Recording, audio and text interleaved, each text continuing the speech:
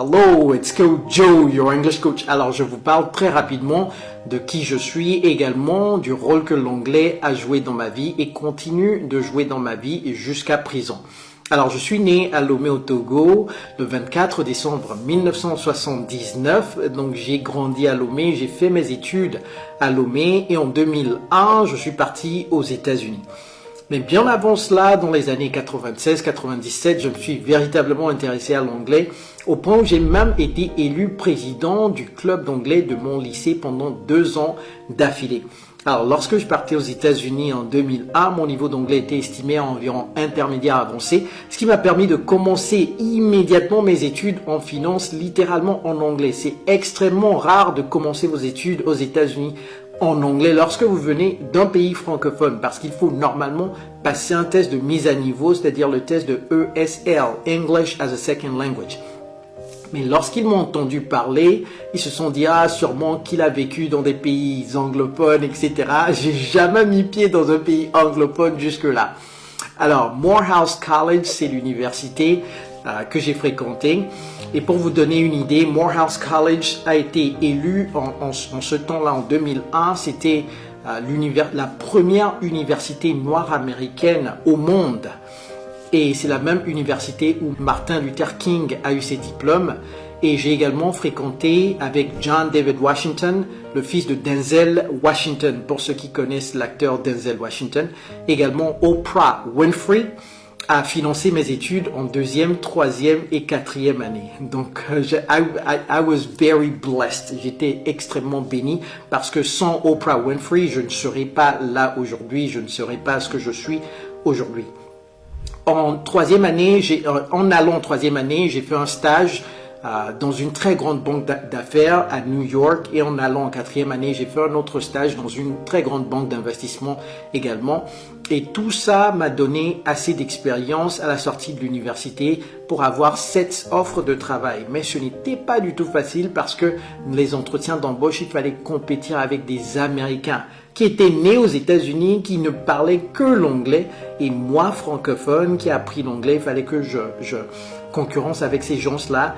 Et j'ai finalement pu obtenir 7 offres de travail. Également, ça m'a aidé énormément de pouvoir graduer à top de ma classe, c'est-à-dire 4e sur plus de 400 personnes. Donc, je vais vous dire, lorsque vous êtes sur les bancs d'école, pour ceux qui sont toujours sur les bancs d'école, il faut travailler dur parce que ça pèse également dans la balance lorsque vos employeurs vont faire le choix sur ceux qu'ils vont choisir. Ce n'est pas uniquement que l'anglais, mais l'anglais m'a véritablement aidé. Alors, j'ai commencé ma carrière à Morgan Stanley, une des plus grandes banques d'investissement au monde. Et ma première année, j'ai touché près de 100 000 euros. Donc, juste pour vous dire que ce n'était pas un petit travail, mais je bossais, je charbonnais tous les jours de la semaine, 15 à 18 heures. Mais tout ça m'a inculqué un certain work ethic et également une certaine expérience au point où en 2007, j'ai décidé de quitter la banque d'investissement pour travailler dans un fonds de gestion de capitaux financiers propres. Également, ces entretiens n'étaient pas du tout faciles. J'ai fait plus de 40 entretiens et finalement, j'ai obtenu le job de mes rêves où on était 6 à gérer plus de 2 milliards de dollars. J'ai fait ça pendant environ 7 ans et en 2014, j'ai quitté le fonds de gestion de capitaux financiers propres et pour me mettre à mon propre compte. Donc, j'ai lancé une société d'achat et d'épicerie en ligne à New York, à Manhattan, et j'ai employé plein d'Américains pour travailler pour moi. Donc, ce qu'on faisait, c'est littéralement, lorsque les gens ne voulaient pas aller au supermarché, on avait un site, j'avais mis en place un site web où vous pouvez choisir tout ce que vous voulez, bananes, pommes de terre, tout ce que vous voulez, du lait. Et on avait des Américains qui étaient dans des supermarchés à Manhattan, qui faisaient les achats et faisaient la livraison en moins de 2 heures de temps. Donc, c'était la logistique pure et dure. Et j'ai pu faire cela également grâce à l'anglais pour embaucher non seulement des Américains, mais également pour aller chez des investisseurs afin de lever des dizaines de milliers de dollars. Donc l'anglais a été un très grand atout pour moi. En 2018, j'ai lancé Kojo English parce que la raison pour laquelle j'ai lancé Kojo English en fait, c'est quoi? C'est parce que je voyais tellement d'Africains qui venaient aux États-Unis et qui travaillaient, qui faisaient de petits jobs parce que tout simplement, ils ne pouvaient pas très bien s'exprimer. Ils avaient de très grands diplômes, des masters, des PhD, mais ils faisaient dans les 7-Eleven, si vous connaissez, c'est de petits établissements et de petits supermarchés. Ils faisaient le Uber et tout ça. Je ne dis pas qu'il ne faut pas faire Uber, non. Mais je dis que si vous avez un master ou un PhD, il faut travailler dans des endroits qui valent le PhD ou le master's. Donc j'ai vu tout ça et je me suis dit, waouh! L'anglais était le dénominateur commun de ces gens-là qui venaient et qui travaillaient, qui faisaient des jobs qui étaient en dessous de leur valeur. Donc je me suis dit que je vais finalement aider ces gens-là et j'ai lancé Kojo English.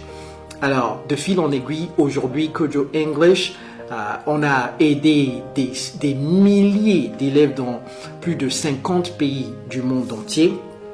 C'est des cours en ligne et c'est $100 le mois. Et vous faites 2 séances par semaine, 2 séances live par semaine. Et en dehors de ces 2 séances live, vous pouvez également parler dans vos groupes tous les jours de la semaine. Vos erreurs sont corrigées, donc ça vous permet d'apprendre nettement plus facilement. Alors, personnellement, je suis né le 24 décembre 1979. Je suis marié également. Grâce à l'anglais, j'ai pu trouver mon âme sœur, ma femme, parce qu'elle est américaine, donc elle ne parle pas le français. Et aujourd'hui, on a un enfant de 7 ans, son nom c'est Cody, et on a déménagé également de New York pour venir au Maroc, mais on est très souvent à New York, donc on est entre New York et le Maroc. Donc voilà un tout petit peu sur moi. Mais l'anglais a été la clé, l'anglais m'a aidé énormément. Sans l'anglais, je ne serais pas ce que je suis aujourd'hui. It's Coach Joe, your English coach. C'est un tout petit peu sur moi. Take care.